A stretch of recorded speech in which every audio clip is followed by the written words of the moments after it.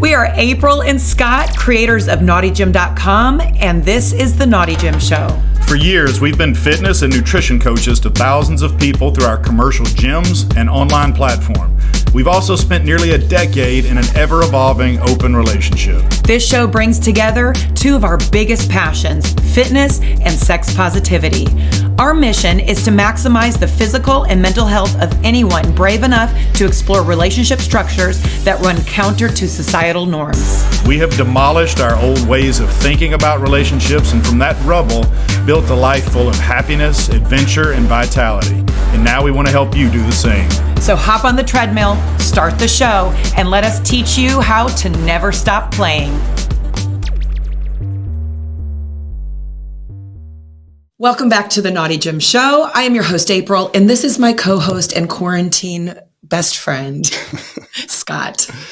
Yeah, we are now a week and 9 days, or a week and 2 days into quarantining ourselves after having COVID. And finally, yesterday, got some good news. We tested negative. Finally. Still have some symptoms, some coughing and congestion stuff, but we are both feeling better and able to walk up and down the stairs relatively briskly without feeling like we're having an asthma attack. Yeah, we're able to go without sounding like we ran a 5K. Now it just sounds like we ran 400 meters. Right.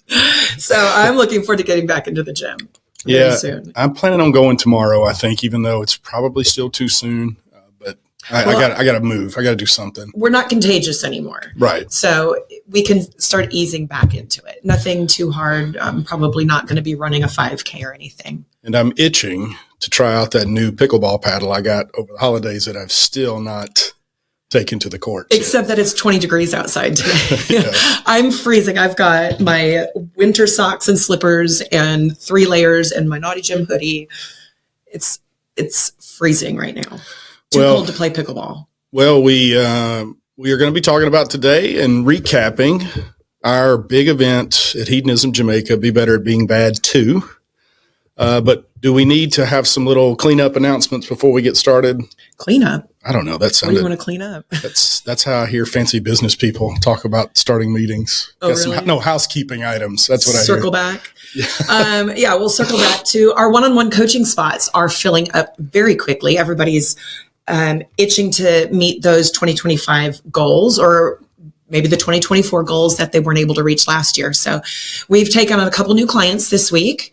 We have a few more spots left. Coach Cara has some spots left as well. So if you're looking for someone to kind of be on the journey with you to help you set some goals or find a plan to accomplish the goals that you've been wanting to accomplish for a while, hit us up. There's a link to our scheduling app, Calendly, in the show notes, or you can find the link in any of our links on our social medias as well. Yeah, and this is a very personal coaching service. It's where we're talking to you on a routine basis. We're helping you figure out how to work out, what you're going to do, how you're going to eat, motivating you, being your accountability coach. It really is having us one-on-one in your pocket.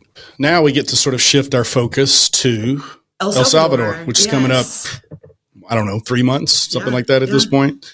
We have our final planning meeting with the resort tomorrow. All right. So if you are going on our El Salvador trip with us, just know that we're going to be starting our Telegram group here very soon and look forward to that. And if you want on the waiting list, we currently have 0 people on the wait list for El Salvador. We've taken 2 people off of the wait list, though. So if you want to join us in El Salvador, I'm not going to say it's 100% likely. I'm hoping nobody cancels, but life happens. And so if you are interested in that trip, there is a link in our show notes, or go to our website and get on the wait list. So let's get started. And we did this last year, our recap of the event last year, in 2 parts. Today we're going to do it in 1 part. So Scott's going to talk really, really fast. Yeah, regardless of how long it goes. So April, where do you want to start? Well, I will say this. This year went a lot smoother than it did last year, right? So yeah. We didn't know what to expect last year. Our team didn't know what to expect. And this year we brought our all-star team back with us. I think we had 2 new presenters with us this year. Yep. So everybody else was OG, and it was freaking amazing. And it seems like because our week definitely, everybody says this, a lot of people say this, we mean it. Our week is very, very different, and it's a challenge for the staff because it's so different to kind of figure out the logistics. So it's usually, or at least the first 2 years of this now, it seems like the first 2 days have been the most difficult on the staff to kind of get their feet under them and understand exactly what we need because it's so different. So after the first 2 days, though, it ran smooth as butter. Is butter? Sure. Yeah. I think that's a Smooth as butter. Yeah. It ran great. So let's talk about it. Yeah, there was, again, this year, a lot of first timers, people that hadn't been to Hedo before, which is something that we absolutely love because our group isn't the kind of DTF, like party hard. It's a good week for newcomers to come and kind of dip their toes in it, figure out what they want to do or if this is something for them, and really connect with people in a way that doesn't leave them feeling pressured. Yeah, and it's not to say we don't have those parties. We do. We have big ones. Yeah. We spend a lot of money on these big parties, but the parties are sort of the icing on the end of an otherwise great cake day. Right. Not really it's not like the day is just leading up to a party and everything else is just sort of waiting to get to that. And that's not to say also that there wasn't a lot of sex being had because there was a lot of stuff going on, a lot of sexy stuff going on. But we do provide an atmosphere where we feel like if you're brand new and just wanting to kind of get a taste of this non-monogamous lifestyle, you can do it with no pressure and in a way that feels very comfortable to you. Well, and I'll say this, my best friend and her husband came to this event. They are not lifestyle, and they're just open-minded and wanted to share a part of my life and meet the people that I love. And they had an amazing time. Like they just gave us glowing reviews. They loved all the people. They loved the parties. They had the best time and never felt pressure. Yeah. And I was really worried about that because they've never been to anything like this. That's not their jam kind of thing. You know, how were they going to react? Were they going to be uncomfortable? Were we going to be uncomfortable around them? And we've always said, we've told everybody, it can be as wild or mild as you want it to be. If you want this to be just a relaxing vacation, that's what it can be. If you want it to be a party or a mixture of both, it can be what you want. And they were a perfect example of that. They danced the night away a lot of nights. They had the time of their life, but they were still non-monogamous and held up their monogamous. They were still monogamous. They held up their values in their relationship and still had a great time. Well, so we started the week off with the first full day. One of the things that I thought was really interesting this year, and it turned out great, was our Naughty Gym party theme, which was the first full night. So that was Sunday night.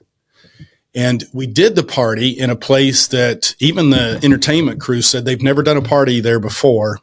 And it was on the platform plunge pool areas just outside of the main gym. Decks. Yeah, just outside of the main gym where if you've been there before, there's like 3 old pool tables and 2 ping pong tables sitting there that almost never get used. Yeah. That was the main deck of the party. The DJ was above that looking down. Yeah. And the DJs, we had 2 DJs this year. We had DJ Casual from Casual Swingers, Mickey, who's always freaking amazing. And then we brought in DJ Be Smooth, Brandon. He was a recommendation from one of our friends here in Alabama.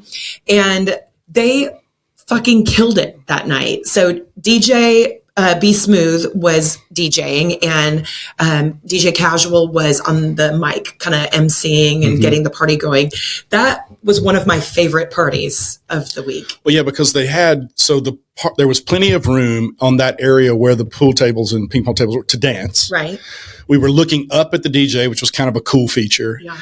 But then the makeshift bar was set up one level down, so you could sort of get down away from the action, cool off, get a drink, talk, hear yourself. Yeah, and it made somehow the acoustics made it to where once you went lower, it was much easier to talk. Yeah, and there were people hanging around.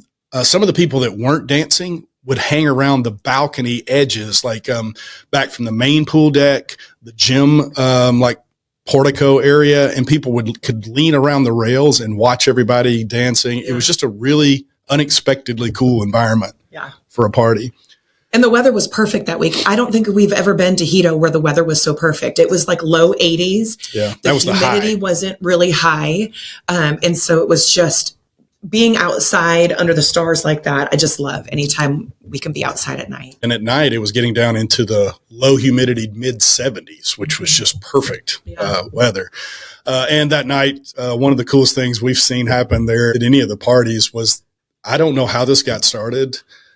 I think it was Wade and Evie, presenters, two of our presenters from New Zealand. This is like something out of like one of those high school movies where they create a circle in the floor and then one at a time, a person gets out there and just goes off giving their best dance moves. It was so much fun. And Wade and Evie just go ballistic when they dance. I absolutely love their energy. Yeah, they are two new presenters this year, and they own an improv company in New Zealand that focuses on helping people make connections in the business world through play, which fits perfect, of course, with our tagline of never stop playing. But theirs isn't play as far as like sex. Not it's make business connections through like sex. Being a kid, like And so they got out there and tore it up on the dance floor, along with countless other people who got out there and just so much fun. threw caution to the wind and danced in front of the whole resort full of people, including you. Yeah. Much to my shock. Because at one point, that's a shock. I was a dancer. I know. You're a great dancer, but I've just never seen you. Well, you did Winston pulled you on stage one year and you cut loose pretty good, but you at one point were holding your drink and said, "Here, hold my drink." I don't want to hold your drink. And you said, "I'm about to go out there." I don't think I said it like that. Well, something like that. Yeah. And you got out there and killed it. Yeah. I do sometimes have a hard time letting loose when I feel like I'm on duty, like I'm working. But yeah, I let loose a few times this week. Yeah. Or that week. Yeah. We have a whole list of things that we've jotted down in our notes to talk about, but they're in no particular order. So what's something that jumped out at you that you want to talk about? One thing that was nice this year was we had a lot more time to talk with people, to socialize and to attend the workshops and the keynotes and stuff like that. That was one of our biggest complaints last year when we did the survey, was that people were like, we didn't get to see you. We didn't get to hang out with you. And so this year we did get a lot more of that. Unfortunately, when there's over 400 people there, we don't get a chance to talk to everybody or meet everybody. And so typically it's the people that grab us and say, "Hey, can we have lunch with you tomorrow?" Or, "Hey, can you sit down with us at breakfast?" And we love that because sometimes we get in our You're just in a conversation and you lose track of it, that you've been with the same couple maybe talking for 15 minutes and not talking to anybody else. And then somebody else grabs you. And that's nice, being kind of the focus of attention because you're the host and stuff, but it's also exhausting. After a while, you get pulled in so many different directions, and you also feel bad because you're not making your way around to everybody. It's just not possible. So it tends to be the people who are more aggressively come. I mean, we got asked to go to lunch, go to dinner, and we kept trying to say yes, but there's only so many lunches and so many dinners. And it's a great thing for us to get to experience, that people want some of our time and attention. But it gets exhausting after a while, and we feel bad that we don't get to everybody. Yeah. So if we didn't get a chance to talk to you, we apologize, but be more aggressive next time. I'm just kidding. No, there really are. We had several people reach out afterwards in our swap card app, which, by the way, will remain live for quite a while. So if you connected with somebody and want to get their contact info, shoot them a message in swap card. But yeah, we hope to connect with you at some point this year, or stay connected virtually, or a future event. Or even next year, which the dates are January 3rd through January 10th. January 3rd through 10th. We don't have the numbers yet, but we know that we had a lot of people already booking for next year before they left this event. So that was exciting too. Yeah, that was really exciting. And one of the things that means a lot to us also happened again this year was that the staff continually came to us through the week telling us how great the week was going, how much they loved. They even said that they had some staff members dropping into some of these classes and talking about what they were hearing, like excited that they were hearing what they were. So that's always fun. Yeah. The workshops that we have aren't always what you would expect from a hedonism trip, right? So we had workshops on how to better communicate with your partner through play. We had workshops on changing your mindset. We had workshops on how to give a better blowjob. It just ran the spectrum of anything that could possibly help you improve yourself as a person, as a partner, and connect with your partner. Something that was very meaningful for me was that it felt like more so than ever. And the lifestyle has always been a fairly smooth journey for us. I think, we've had one big fight, and other than that, it's been smooth. That doesn't mean it's always been perfect. But it's not always been easy. It hasn't always been easy. And one of those things that has been a constant, not a major thing, but one of those things that we struggle with is my desire to always be flirty up to including PDA. Right. And depending on the situation, I think a big thing was us defining what your level of PDA was, right, and me being comfortable with that. Because it ran the spectrum at times of light kissing to heavy making out and petting or oral sex. Yeah. So the oral sex definitely is not what we're talking about here. I've been accused of including that in flirting. And if I did ever say that, that's not what I meant. We had, before we went, we talked about like 2 episodes ago, this idea of wild love theory, which will be our next podcast episode where we go in depth about that. I think the next one is your keynote, right? Yeah, but it's probably not going to be the actual keynote. Oh, okay.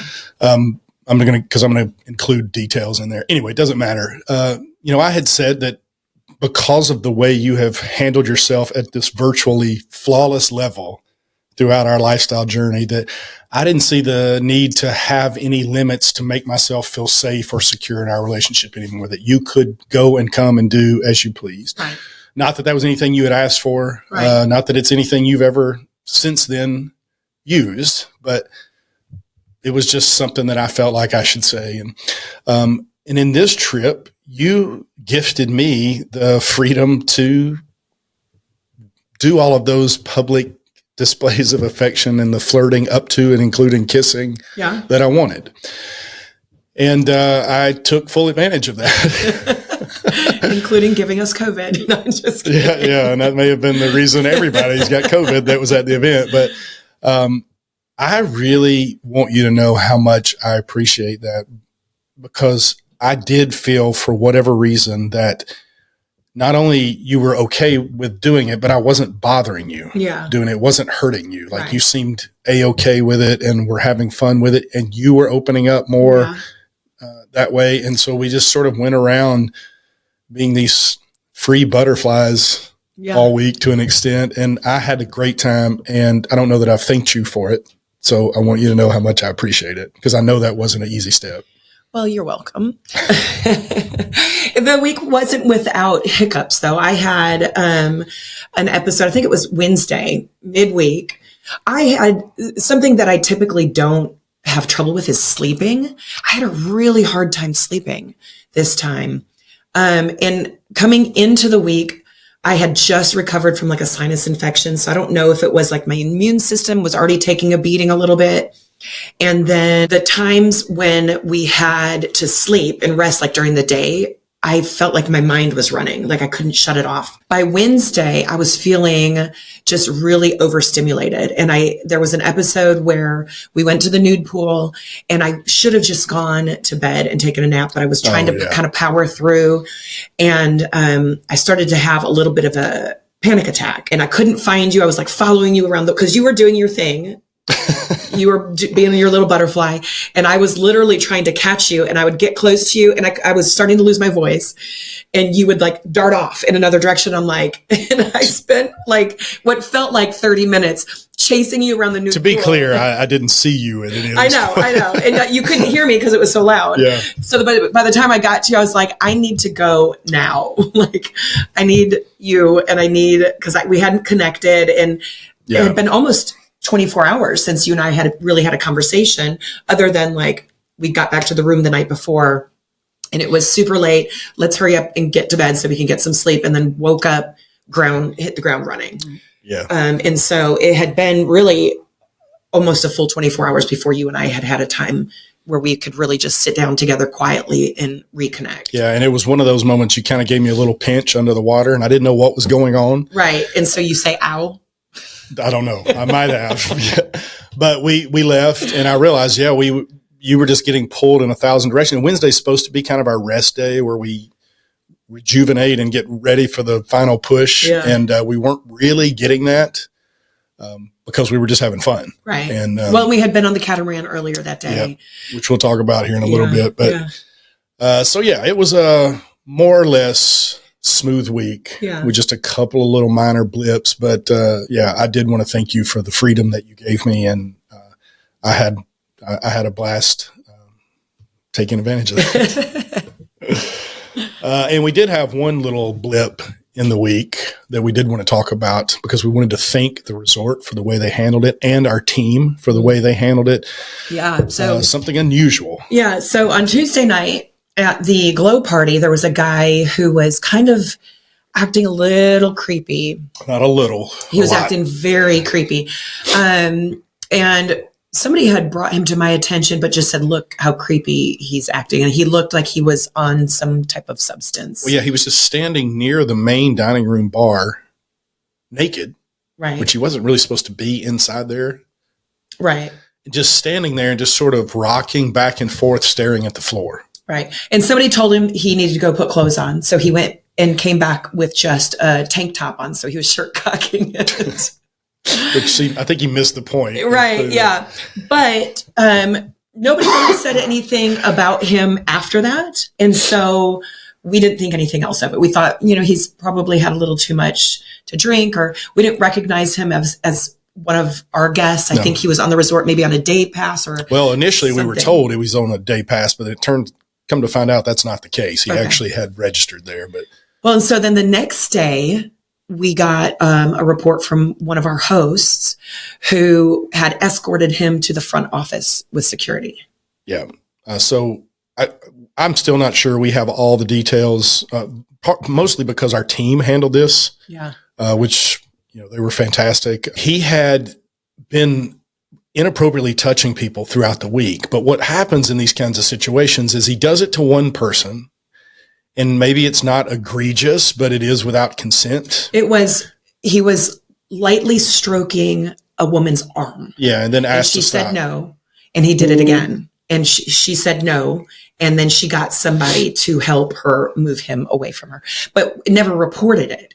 And that should have been reported immediately. What happens sometimes with women is we can rationalize it with, it's not that big of a deal. And if I report it, I'm going to ruin this man's trip. And then I'm going to look like, and so we do that to ourselves instead of going, you know what, that was inappropriate. You don't have a right to touch me. I'm going to say no, and I'm going to report you, which is how it should have been handled. I'm not victim blaming at all, but we want to help empower women, especially when they come into our space, that it's a safe place and it's okay to say something. Well, and once this got out and everybody realized, yes, this has happened, we're writing a report about it, people started coming out of the woodwork, and there ended up being over 20 names on the report where people signed affidavits that he had touched them inappropriately.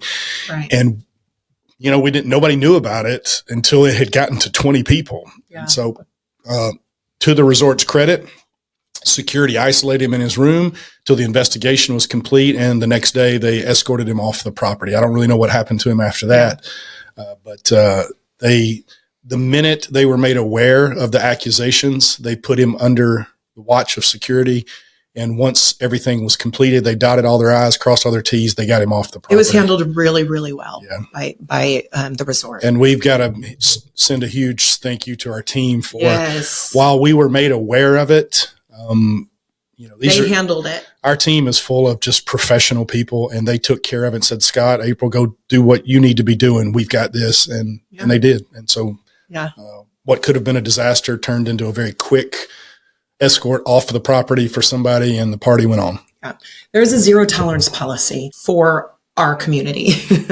And we have a consent policy. We talk about consent on our meet and greets leading up to it. We talk about We post our consent policy. So we take that very seriously. So switching back to the good stuff, something else that was a huge noticeable difference between last year and this year was the incredible high number of guys willing to be vocal about their bisexuality. Yes. Yeah. We had some of that last year, but this year it just seemed like out in the public, just letting it show. And I freaking love that. So, well, I love when men come into their own sexuality and experience that, but it was just amazing to see how many men felt comfortable sharing it openly. And it meant a lot to me. I know of course, I would have never been able to be vocal or public about it without your unwavering support.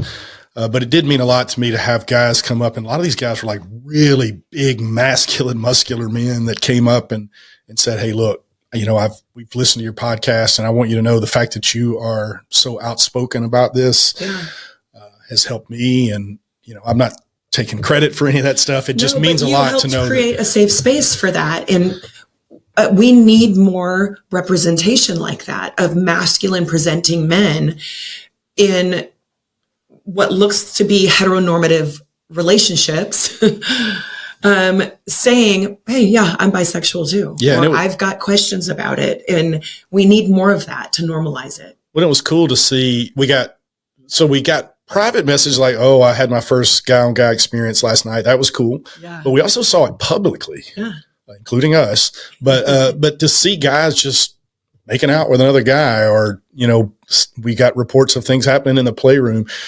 And there were no complaints, right, which is huge. We still have that segment of the non-monogamous population that has this, they're okay with bisexual women, but they're not cool with bisexual men. And that hypocrisy I still struggle to deal with that politely, but that wasn't happening at our event, that kind of bigotry. It was wide open. Everybody was happy and smiling and open to whatever made the other person happy. I love that so much. And, Hedo does have bye weeks. Mm-hmm. My hope is that, and I think it would be fun to go to one of the bye weeks, but I also think that having a week where there's no labels, where it just doesn't matter and everybody's accepting of whatever, is good too. So let's talk about, we've always made it a policy that we don't share the nitty gritty of our play sessions. Yeah. But I do want to talk about an experience that happened on the Catamaran that I could have never imagined 4 or 5 years ago, whenever the first time we went to Hedo, that something like this would happen to me and you in public, in front of a bunch of people on a catamaran. We saw dolphins. Okay, that's not what I was talking about, but yeah. All right, so tell about that first. And we'll come back to what I'm actually talking about. Stay tuned if you want to hear. No, we were probably 30 minutes into the catamaran and somebody said, "Hey, there's dolphins." There was 3 dolphins, including a mother and her baby. Are you able to tell that it was a mother?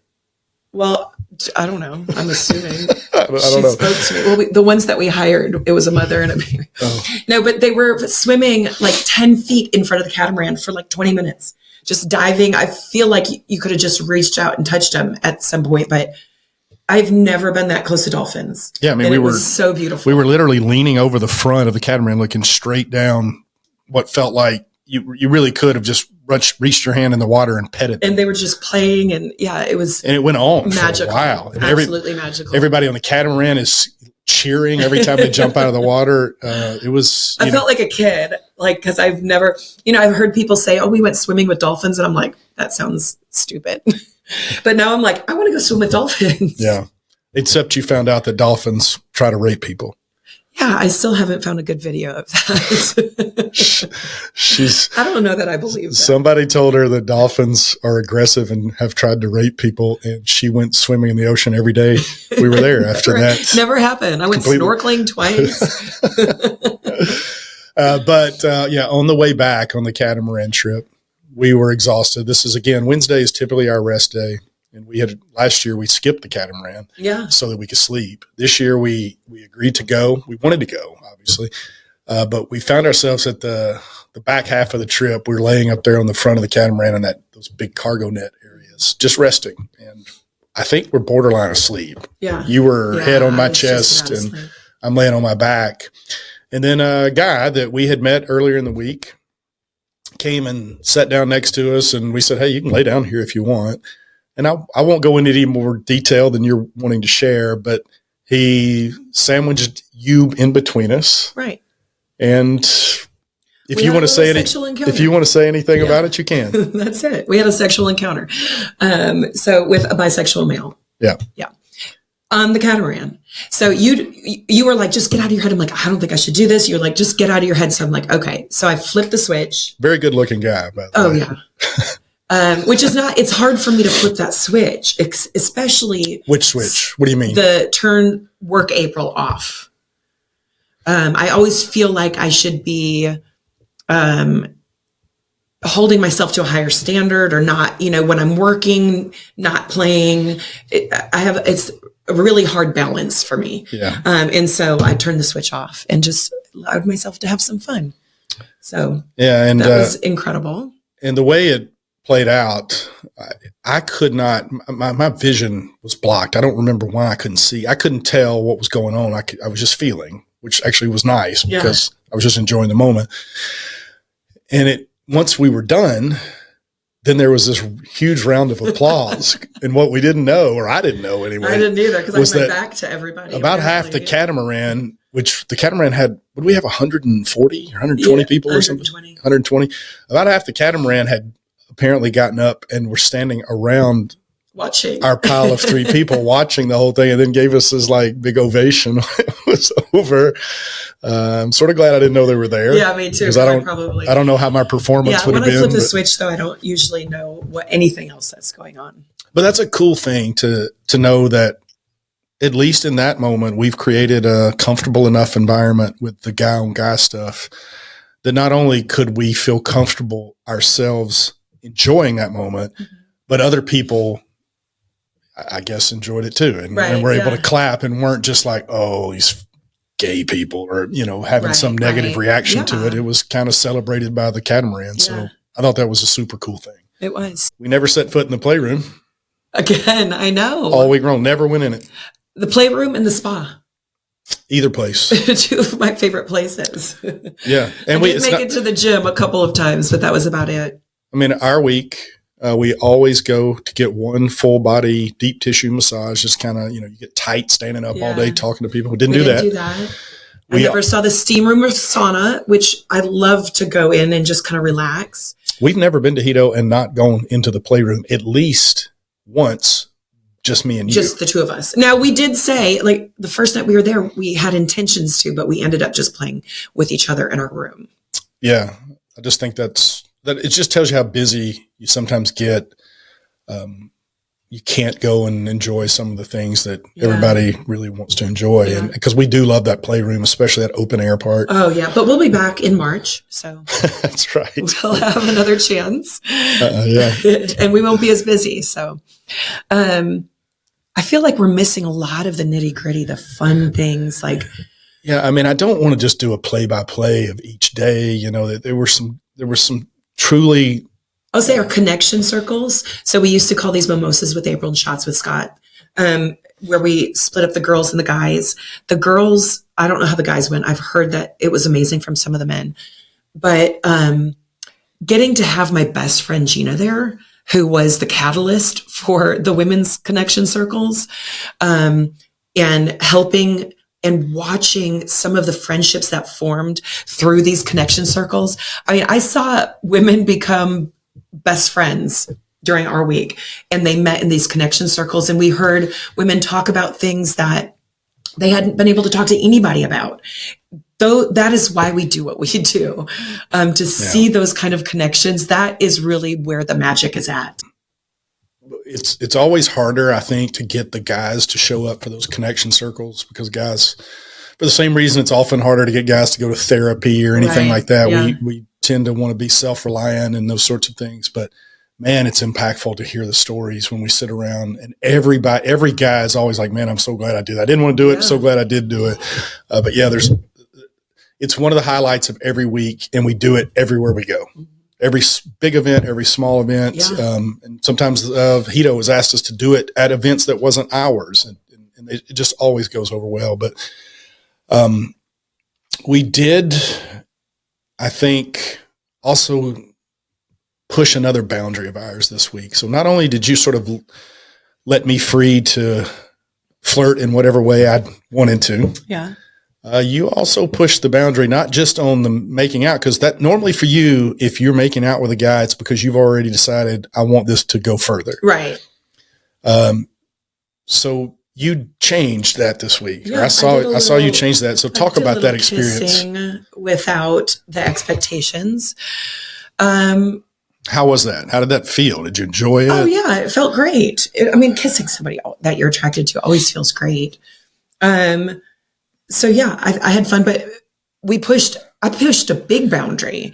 And maybe that was because of the wild love theory, who knows, or because of all of the work that we've just done over the last few years. I had 2 separate play sessions. That's right. And almost a third. You can consider one a separate play session. It was one of the workshops. I was their third because it was Ignite His Flame with Dragonfly. Mm-hmm. And you were supposed to go with me. And we were going to swap partners because we thought that would just be kind of a fun, sexy thing to do. Which was also really pushing a boundary because we would have been in the same room. We would have been right next to each other on the same mattress. Right. But yeah, I was going to be with her and you were going to be with him. Right. Yeah. Yeah. And you woke up that morning, you weren't ready for your keynote yet. And so you were like, I cannot go. I'm stressing out. I haven't finished my keynote.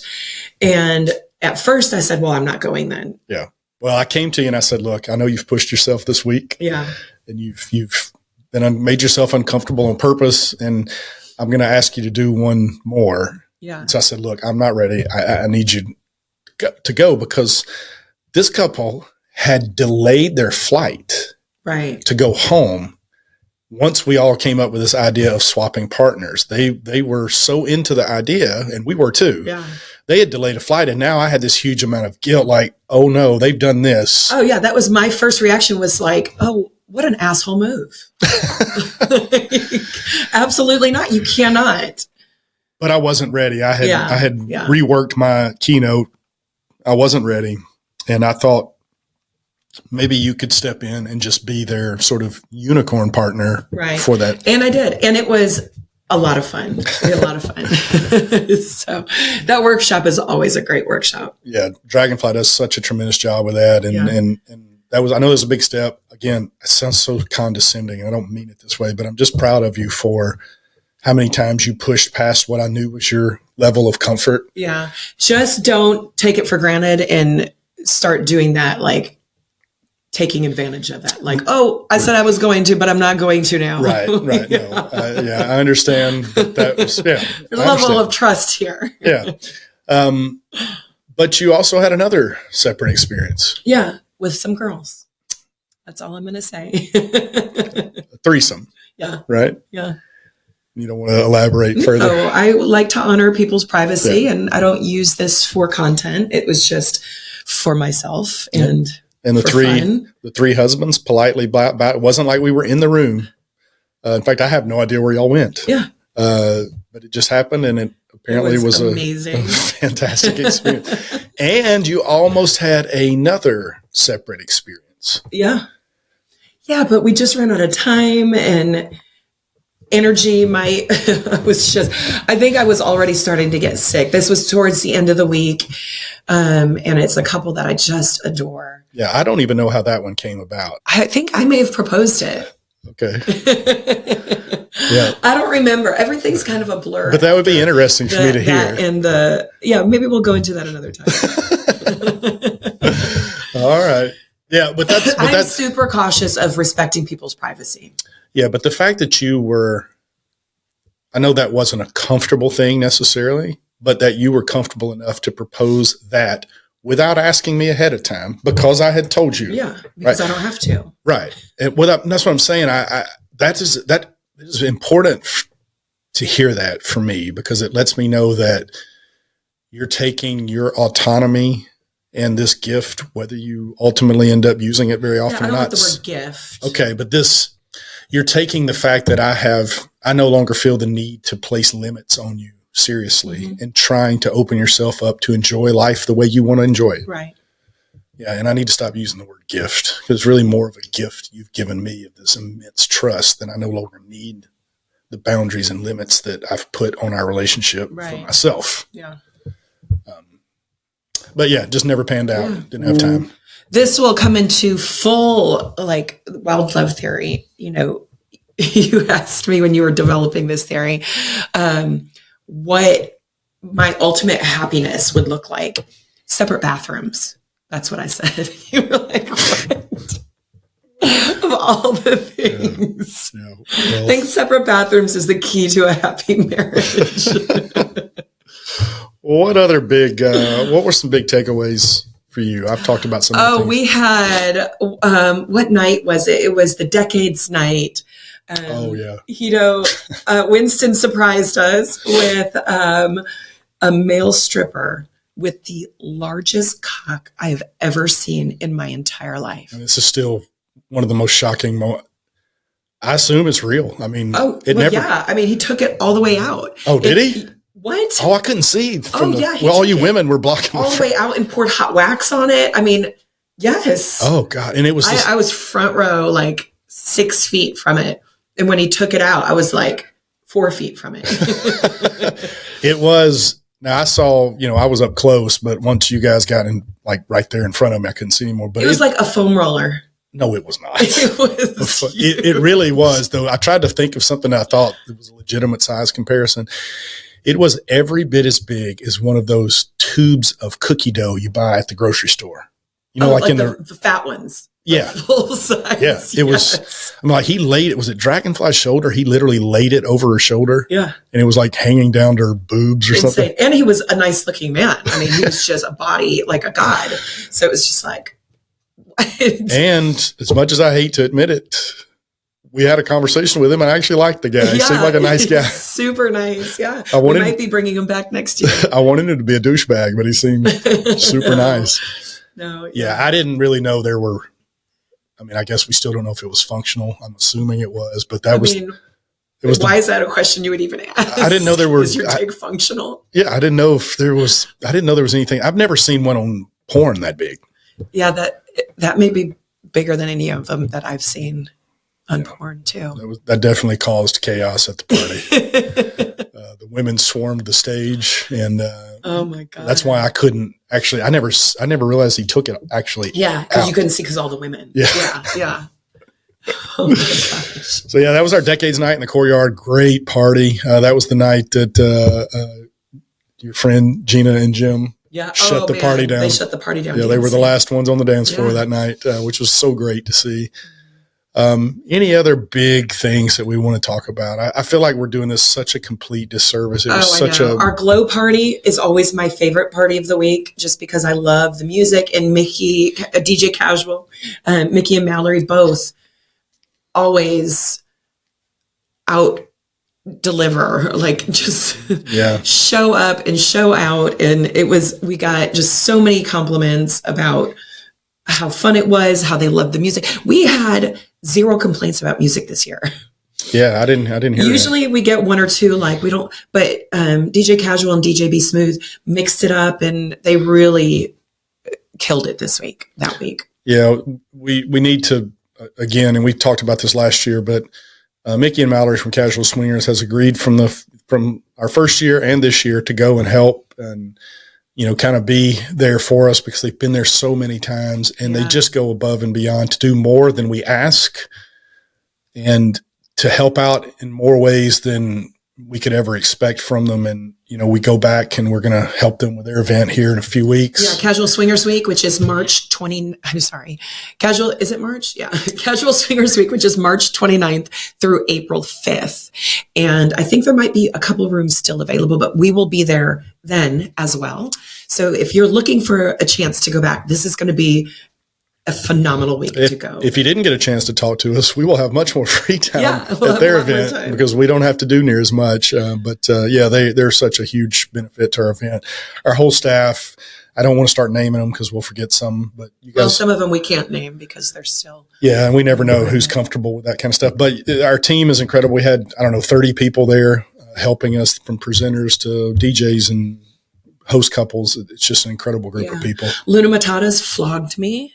Oh, yeah, that was so good, that demonstration. She did a live dominatrix demonstration in the club for fetish night. During the middle of the party. And that was one of the sexiest things I think that I've ever been a part of. Yeah, and I didn't know. I got pulled up and basically just was kind of tied to the pole with you. She tied me to a pole, and then about halfway through, she brought you up and tied you across from me. But I was just your support system to say dirty things to you. And kiss. And yeah, that was incredible. I still have some bruises on my butt. Yeah, some real faint. But it was cool because you were bent over ass to the crowd. Right, and blindfolded. And blindfolded. I was able to see everything. And so just standing up on the stage, the whole disco there was packed full of people while you were just spread open and being spanked and hot candle wax. And it was incredible. Yeah. And I love that club environment. It's very sexy. Yeah. All right. Any last thoughts? We've coming up on an hour here. No last thoughts. But if you want to join us next year at Be Better at Being Bad, you can book by right now calling reservations. Hopefully, actually, here in the next few days, online reservations will be open. They aren't yet, but you can still call and reserve January 3rd through the 10th of 2026. And like Scott said, a lot of people already booked. So make sure to get your room reserved. And you can also go to Hedo's website and sign up for Club Hedo. And you get, I think, a $50 resort credit, which you can use at the spa or the store or whatever. Yeah. Well, baby, I'm proud of us. I think the event went incredibly well. I'm proud of how you and I have handled this journey. We're just vastly different people, I think, than we were. Oh, wait a minute. We have left out one thing. Right. One important thing one of the things we talked about before we started this episode. We had another very important, meaningful play session. Oh, we did. While we were there. We made two very good friends, we think, are going to be long-term friends of ours, a couple that we met personally for the first time at our event. Yeah, and we don't full swap very often. No, it has, especially over the past couple of years, has been incredibly rare. And incredibly hard to find a four-way connection. And we've realized that, or at least I will speak for myself, I think you feel the same way, that while there may be several different attributes that go into feeling like we've had a successful, incredibly fun swap, for me, the number one is prior to the swap, feeling like we all understand what we're comfortable with. That we really go into this, we go into the play session with not a lot of rules, or maybe no rules, essentially, or very few, so that I can shut my brain off and just enjoy the moment. Right. I'm not worried about you and you're having to worry about people. I'm not worried about them, that everybody seems on the same page, and we just have the kind of magic where it clicks. There's this great chemistry. Everybody it's fluid. It's fun. It's easy. Everybody's having orgasms. And we had one of those while we were there. We're not going to say their names, but they know who they are because there was only one while we were there.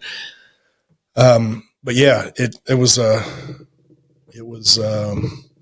one of our favorite play sessions we've ever had. Yeah. And, by far. We'll leave it at that, but I'm sure we will be I know we're going to be seeing them again because they're going on every one of our trips this year. Sorry, we almost left you guys out, but we threw you in right there at the end. That was last but not least. Last but certainly not least. So all right. If you want to party with us, we will be at Hedo for Casual Swingers Week. We will also be there helping host for HSBX, March 8th through the 15th, and then Casual Swingers Week, March 29th through April 5th. Then we have our Purple Party event in Dallas. That is May 1st through the 5th. El Salvador, May 7th through the 12th. And then possibly, oh no, well, I won't say that yet. Yeah, we've got some other there's some maybes on the horizon. Yeah, some maybes on the horizon. Our holidays event in Gatlinburg in November. If you want to stay up to date with everything that is going on in the Naughty Gym world, or the trips that we're planning, or where you can see us, where we'll be at next, make sure to join our email list for our newsletter. We send out a bi-monthly newsletter with links to our podcast, links to the events, and our full itinerary. Or if you just want to be a part of our Naughty Gym private platform community, it's $20 a month. You'll never have to worry about what you're supposed to do in the gym. Again, we provide everything from workouts, coaches, demos, nutritional advice, a community of like-minded people. It's a great opportunity. We Zoom once a week with the community, just to kind of hang out and chat. And we've met some of our very dearest friends on those Zooms. So you get a lot with the $20 a month. And then if you would like to work with any of our coaches, Scott, myself, Cara, Matt, click the Calendly link and schedule a free consult for some one-on-one coaching. We can help you with that. And to anybody that we shared a special moment with of any kind at BBBB that we didn't talk about, it'd be impossible to cover all those conversations, but we're thankful for everybody that came, thankful for everybody that's already rebooked for next year, and we look forward to doing it in 2026. All right. So that's it, guys. We will see you next time. And remember to never stop playing.